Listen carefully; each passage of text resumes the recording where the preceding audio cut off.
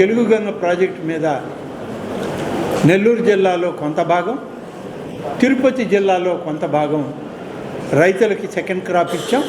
Kandaleru reservoir నుంచి కూడా ఆ నీటిని పరిమాణాన్ని అధికంగా ఇవ్వలేము. ఉన్నటువంటి నీటిని సక్రమంగా నిర్వహించి ఆ ప్రాంతంలో కూడా రెండవ పంటని పండించుకోవడంలో సక్రమమైన రీతిలో పనిచేయండి అని అక్కడి నుంచి తిరుపతి నుంచి వచ్చిన తెలుగు గంగ ఇంజనీరింగ్ అధికారులు ఏసీ గారు వారితో వచ్చిన అధికారులందరికీ చెప్పడం జరిగింది.